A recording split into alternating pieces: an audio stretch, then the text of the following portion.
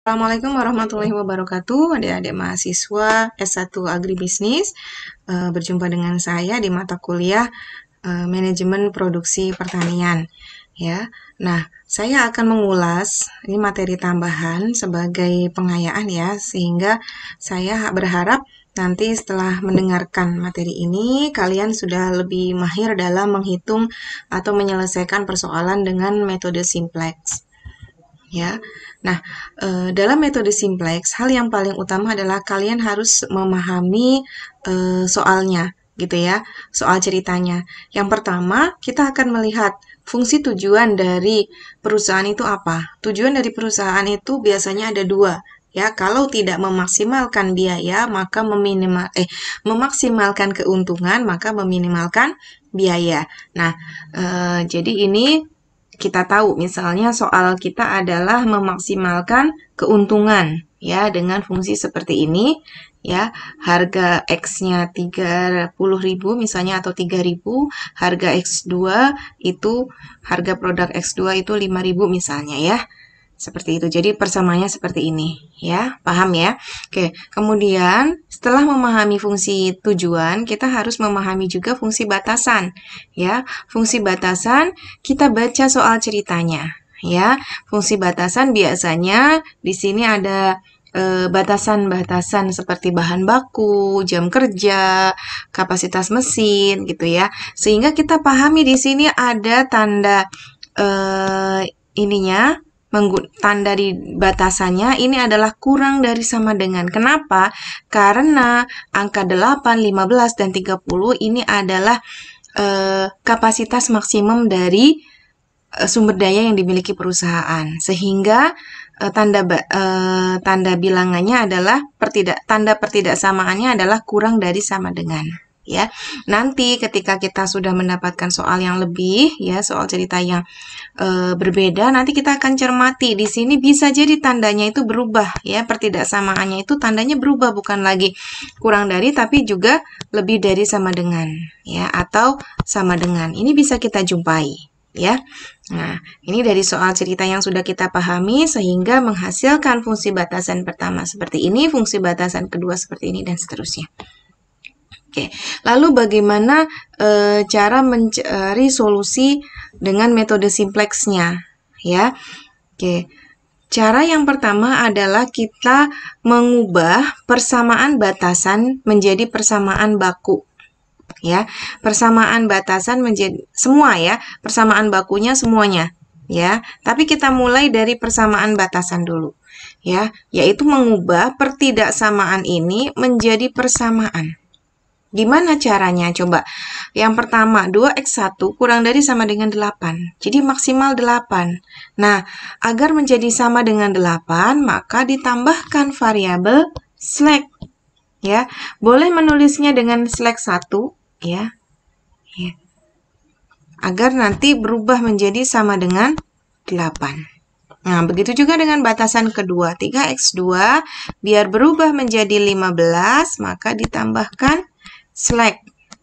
Nah, karena tadi sudah ada slack 1, berarti di sini slack 2. Begitu juga yang nomor 3, persamaan ketiga, maka ditambahkan slack ke-3.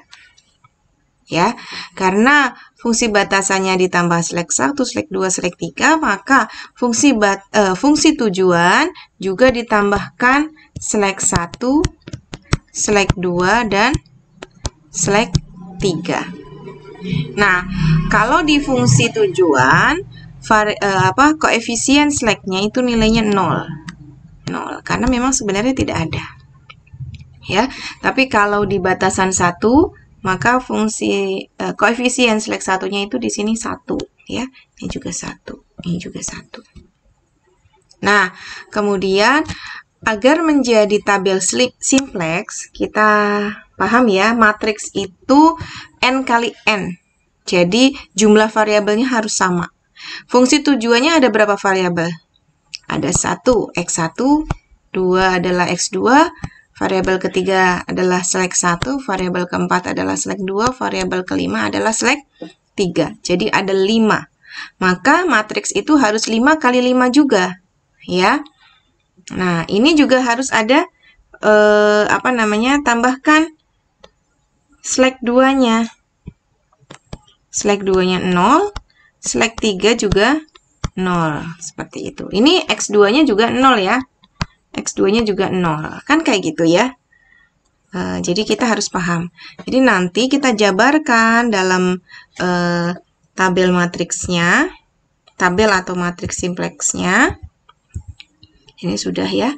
Jadi fungsi tujuannya dipindahkan ke sebelah kiri semua. Fungsi batasannya dengan ditambahkan slack. Kenapa ditambahkan slack? Ini harus paham.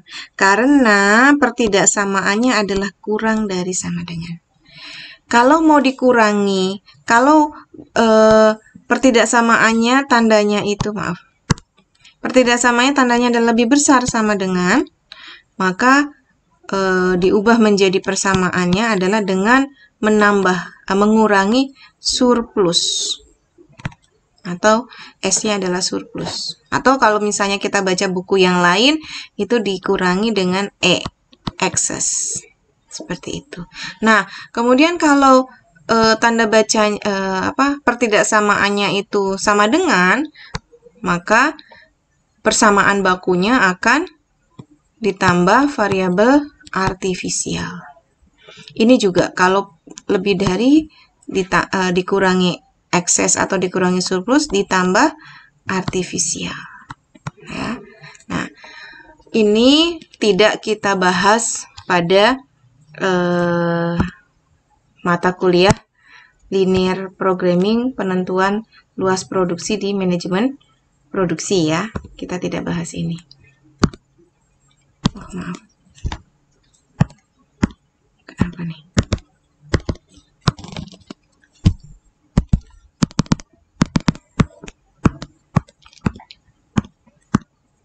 Ini kenapa nih seperti ini?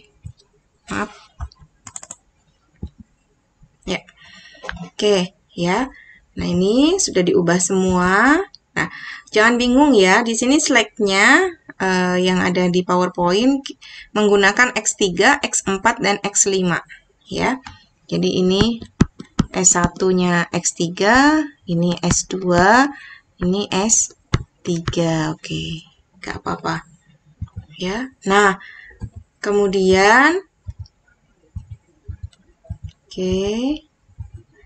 masukkan ke dalam tabel simpleksnya. Ini ada beberapa istilah tapi kita lewati saja, nanti kita belajar sambil menghitung ya. Oke ya. Nah, persamaan ini ya, ini kan sudah persamaan baku semua ini. Ini persamaan baku namanya ya. Persamaan baku, maka dari persamaan baku kita buat tabel atau matriksnya. Ya, matriks yang pertama seperti ini. Kita turunkan. Ya, ini adalah Z, X1, X2, X3, X4, X5 ya, mengikuti variabel yang ada dan ini nilai kanannya. Nilai kanannya ini ya, ini nilai kanan ya. Kemudian kita isi koefisiennya. Nah, kemudian di sini variabel dasarnya ya. Ini ada X3, X4, X5. Ini kan sama dengan slack ya, slack 1, slack 2, slack 3. Ini artinya apa? Sebenarnya tabel simplex ini ada makna bahwa nanti ketika tabel ini belum optimal, maka kita akan mengeluarkan variabel-variabel yang di sini. Ya, variabel-variabel di sini akan dikeluarkan dan dipindahkan ke sini untuk menggantikan yang slack-nya. Sehingga kita akan mencari nilai-nilai yang di sini, optimalnya ada di mana. Gitu ya. Prinsipnya seperti ini. Ya, jadi paham. Oke, jadi dari soal cerita kita buat persamaan baku, ya. Kemudian kita buat tabel simplex. Nah, tabel simplex ini kita akan mengecek sudah optimal atau belum.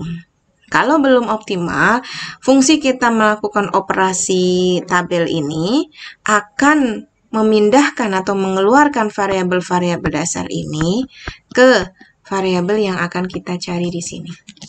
Caranya bagaimana? Caranya adalah pertama, tentukan kolom kunci. Masih ingat? Kemudian kedua, tentukan baris kunci dan angka kunci. Kemudian lakukan perhitungan baris baru. Baris dan kolom baru. Ya, jadi buat angka-angka baru. Ya. Nah, caranya bagaimana? Caranya adalah cek dulu di sini nilai Z-nya. Kalau masih ada yang negatif, maka ini belum optimal. Tapi nilai negatif ini dikatakan belum optimal itu jika fungsi tujuannya adalah maksimasi. Ya, jadi Anda bayangkan fungsi tujuan perusahaan adalah minus 3, minus 5. Artinya apa? Menambah variabel X dan menambah variabel X2 itu malah meminimalkan, mengurangi kan, karena tandanya minus. Ya, jadi kalau fungsi tujuannya maksimal, memaksimasi, maka tabel simplex itu belum dikatakan belum optimal ketika nilainya masih ada yang negatif. Ya, jadi nilai di sini koefisien-koefisiennya akan kita ubah. Ya, akan kita pindah biar tidak ada yang negatif lagi. Oke, sekarang yang mau kita ubah yang mana? X1 atau X2? Negatif 3 atau negatif 5? Kita pilih yang paling besar dulu. Ya, jadi kita keluarkan problem yang paling besar. Ya, jadi X2 dengan nilai minus 5 ini akan menjadi kolom kunci. Ingat ya, ini untuk kasus maksimasi. Nah, kemudian untuk mencari baris kunci itu bagaimana? Ingat, baris kunci itu dicek dari nilai kanan. Ya, bukan nilai kanan, tapi rasio nilai kanan. Ya, rasio nilai kanan dengan membagi nilai kanan dibagi koefisien yang ada di kolom kunci. Nilai yang ada di kolom kunci. Jadi di sini 8 bagi 0. Ya, ini kan masih 0. Kemudian di sini 15 bagi 3. Kemudian di sini 30 bagi 5. Nah, hasilnya berapa? Ini 6, ini 5, ini tak terhingga. Carinya adalah nilai yang paling kecil. Jadi di sini, ini adalah baris kunci. Ya, karena kita cari rasio yang paling kecilnya, 5. Jadi ini baris kunci. Oke, ketika pertemuan kolom kunci dan baris kunci, maka angka 3 ini dikatakan sebagai angka kunci. Jadi si angka kunci ini ya akan diubah ke tabel simplex yang baru agar nilainya itu 1. Ini saya kasih tahu rumusnya. Kemudian angka di kolom kunci yang lain ini akan menjadi 0, ini juga akan menjadi 0. Nih, ya. Jadi variabel-variabelnya ini 0, atasnya juga 0. Ya. Nanti hasilnya akan seperti ini. Tabel simplex yang kedua. Coba. Oke. Ya, ini kolom kunci. Ya. Kemudian memilih baris kunci. Oke. Ya. Nah, ini baris kuncinya. Nah, bagaimana cara membuat nilai yang baru? Nilai baru nih, tabel simplex 2 nih di sini. Ya. Pertama adalah baris baru dari sini. Nih, ya. Ini kan tadinya X4. X4-nya itu berubah menjadi X2. Kenapa? Karena ini kan yang akan dikeluarkan. Dia keluar masuk ke sini. Ya. Dengan angka hasilnya adalah nanti 1, 0, 0. Ya, jadi variabelnya itu nanti seperti ini. Z-nya nanti berupa angka. Ya. Jadi nanti di sini adalah 3 bagi 3. Ya, baris baru adalah angka di sini dibagi angka kuncinya 0 bagi 3, 0 bagi 3, 3 bagi 3 sama dengan 1, kemudian 0/3, sepertiga, 0/3, ya. Kemudian ini 15/3. Ya. Nah, kemudian angka di baris lain bagaimana? Angka di baris lain nanti ini jadi 0. Ingat, kita akan membuat ini menjadi 0. Maka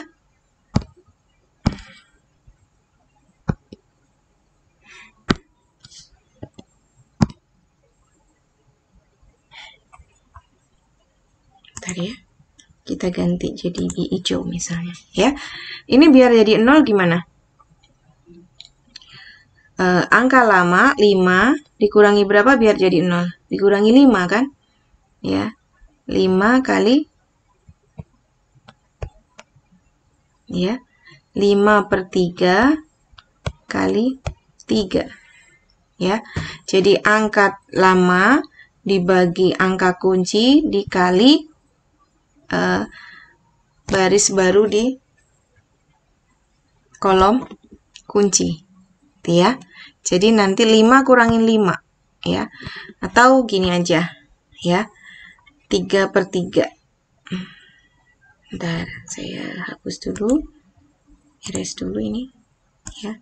Ini kan 5 kali 3/3 sama dengan 3/3 itu kita bisa menamakannya dengan ini angka baru di baris kunci ya. 3/3 gitu ya. Jadi sama dengan 5 kurangi 5 atau sama dengan 0. Ini. Begitu juga dengan di sini, nilai di sini juga sama ya. Nilai lama berapa? 0 dikurangi berapa? 0 dikurangi baris barunya adalah 0 dikali 5.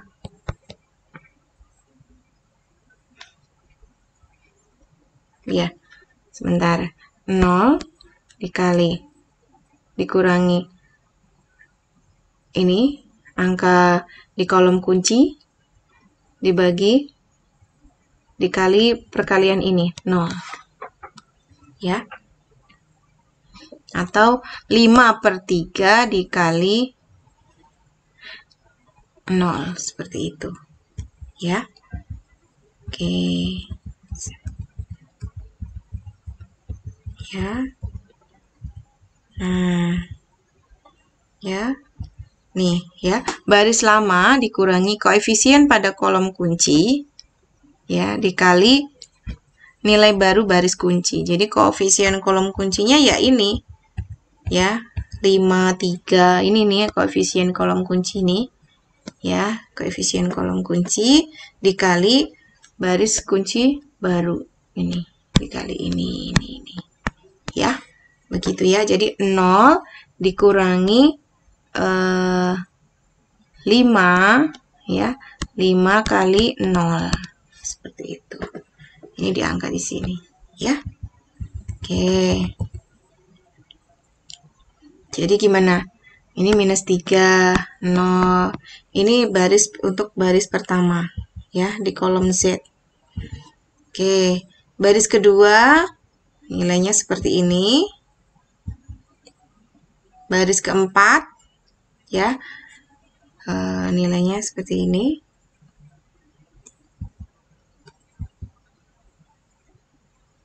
Ya, 6. Jadi ini baris barunya ya. Jadi simplex, tabel simplex kedua ini sudah berubah menjadi X2. Yang tadinya X4. X4 kan diganti dari X2 pindah ke sini. Ya.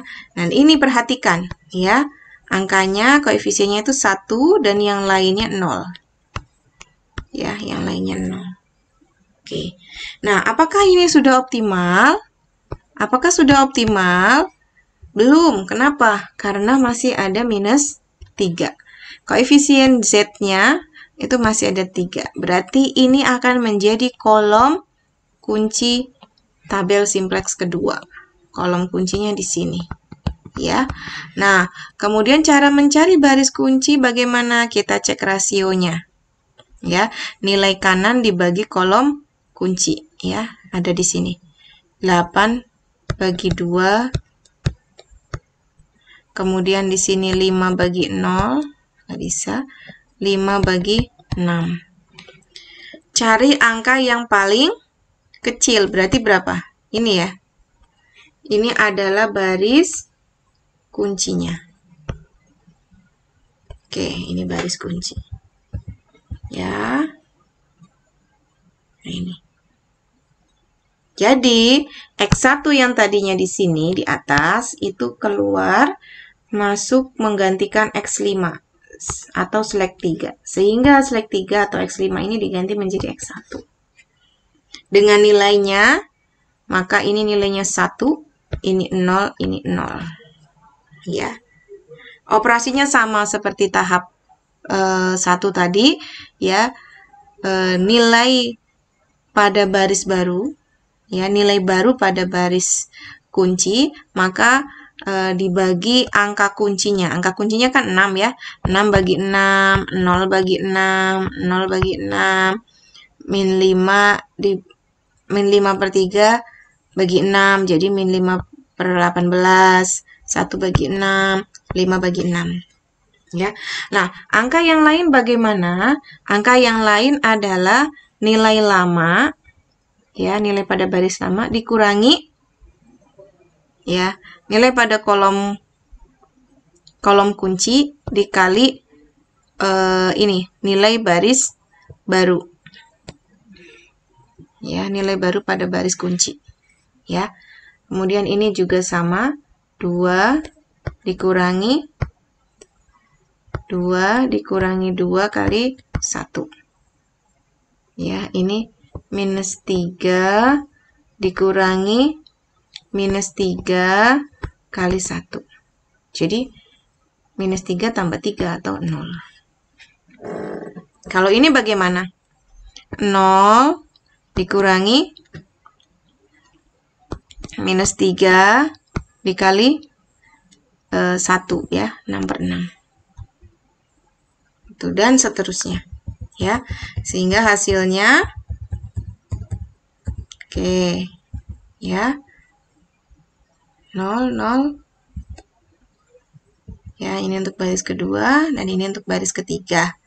Ya, jadi angka lamanya kan tadi minus 3, dikurangin minus 3 jadi 0. Kemudian angka lamanya 0, dikurangi 0, angka di ininya, kolom baris kuncinya, ya, dikali nilai baru di nilai baru baris kunci, ya, seperti itu ya. Kemudian ini juga sama, ya. Jadi nilai di sini ini adalah nilai baru pada baris kunci, ya. Oke, kita cek lagi ya. Nih, nilai baru pada baris kunci ini akan menjadi pengali, ya, seperti itu. Ini 0, maaf. Ya, ini kan pengalinya 0. Ya. Oke, paham ya? Nah, seperti itu. Sehingga didapatkan tabel simplex yang baru. Ya, kita lihat di ini persamaan Z, nilainya 0, sudah tidak ada nilai negatif. Ya, kalau sudah tidak ada nilai negatif, maka dikatakan bahwa tabel simplex ini sudah optimum. Lalu penyelesaiannya bagaimana? Berapa X1, berapa X2, dan berapa keuntungan maksimumnya? Kita cek di nilai kanan. Ya, ini X1 sama dengan 56, X2 sama dengan 5, Z maksimum sama dengan 27. Bu, X3 sama dengan ini bagaimana? Ingat, X3 ini adalah variabel slack. Variabel slack itu apa? Sama seperti variabel dummy ya. Meskipun masuk dalam perhitungan, tapi nilainya adalah 0. Ya, jadi kesimpulannya, luas produksi optimum bagi perusahaan untuk mencapai keuntungan maksimum adalah dia memproduksi X1 sebanyak 5 per 6 unit. Ya, dia memproduksi X2 atau perusahaan memproduksi X2 sebesar 5 unit. Dan keuntungan maksimumnya yang akan diperoleh perusahaan adalah 27,5 satuan rupiah. Satuannya apa? Juta atau apa gitu ya. Nanti kita lihat. Ya, demikian penyelesaiannya. Step by stepnya, semoga ini jauh lebih jelas dan kita bisa mengaplikasikan pada tugas yang sudah saya berikan. Saya akan perpanjang masa pengumpulan tugasnya agar bisa diperbaiki dan bisa menentukan titik optimal yang benar. Demikian, saya akhiri dengan permohonan maaf tak segera kekurangan. Assalamualaikum warahmatullahi wabarakatuh.